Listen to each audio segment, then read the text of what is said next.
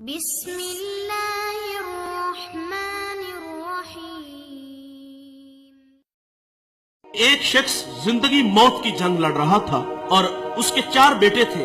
جو سب سے چھوٹا بیٹا تھا اس نے اپنے دوسرے 3 بھائیوں کو جمع کیا اور ایک عجیب سا فیصلہ ان لوگوں کے سامنے رکھا۔ کہا دیکھو والد بیماری سے جنگ لڑ رہے اور انہیں خدمت کی ضرورت ہے۔ کہا فیصلہ یہ ہے کہ اگر باپ کی خدمت میں کروں تو وراثت سے مجھے حصہ نہیں ملے گا، اور اگر باپ کی خدمت تم کرو تو تمہیں وراثت سے حصہ نہیں ملے گا۔ تینوں نے نظریں ملائیں، کہا باپ تمہارا، اور اس کی آرزو بھی یہی تھی کہ میں باپ کی خدمت کروں۔ میرے آقا فرماتے اس نے اتنی خدمت کی، جب والد دنیا سے جانے لگا، وہ ہمارے پنجابی میں کہتے ہیں نا کہ جا پتر تینو ستے ہی حیران ہے، جب دنیا سے اس کا والد گیا تو اس پہ راضی گیا۔ زندگی کی بہاریں لیل و نہار کروٹیں بدلتے رہے۔ الاختصار، ایک شب وہ سویا اور خواب میں کوئی اللہ کا بندہ ملا۔ اس نے کہا کہ فلاں شجر کے نیچے 100 درہم پڑا ہے، جاؤ اٹھاؤ اور لے آؤ۔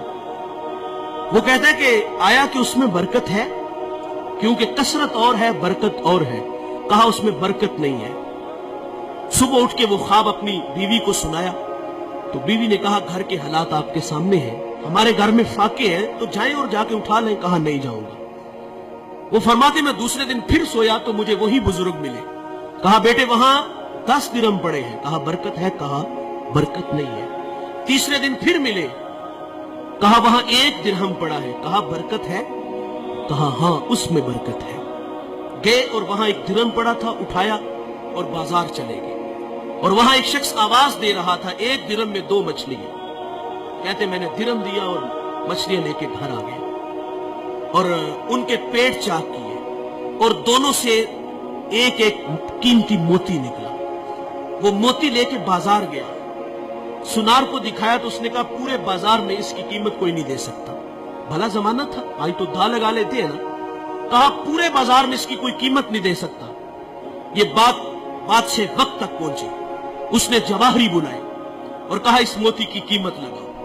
سنو دوستو، اس موتی کی قیمت 1000 درہم، 10,000 درہم، 1,00,000 درہم نہیں، اس ایک موتی کی قیمت 30 خچر۔ ان پہ جتنا سونا لاد لیا جائے اس ایک موتی کی قیمت طے پاتی ہے۔ وہ گھر لے گیا، بادشاہ نے پھر طلب کیا تیرے پاس کوئی اور اس طرح کا موتی ہے؟ کہا ہاں ہے۔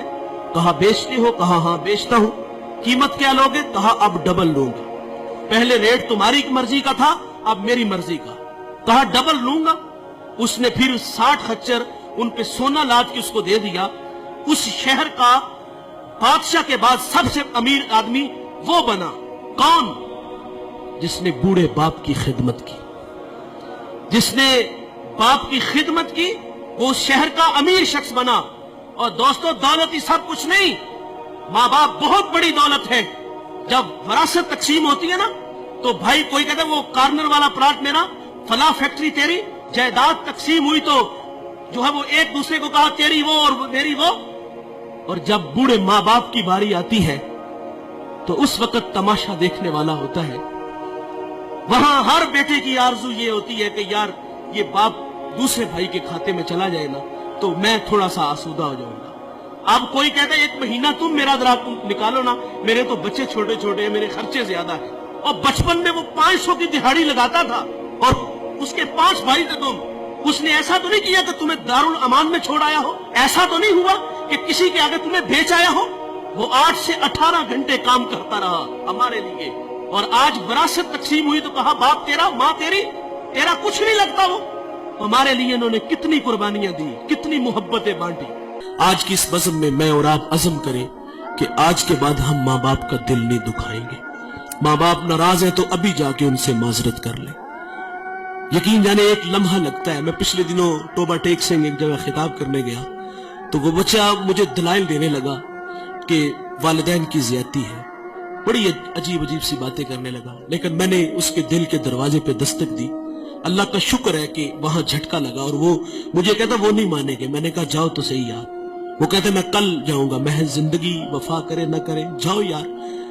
وہ 10 منٹ بعد واپس آیا، وہ کہتے یار یہ تو کائنات ہی عجیب سی ہے، میں بس جا کے ہاتھ باندھ کے کھڑا ہوا ہوں اور مجھے میرے باپ نے مجھے سینے سے لگا لیا. یہ بڑے کمال کے لوگ ہیں, ایک بار ملیں گے دوبارہ نہیں ملیں گے. اللہ تعالیٰ سے دعا ہے کہ اللہ ہمیں ان کی قدر کرنے کی توفیق عطا فرمائے.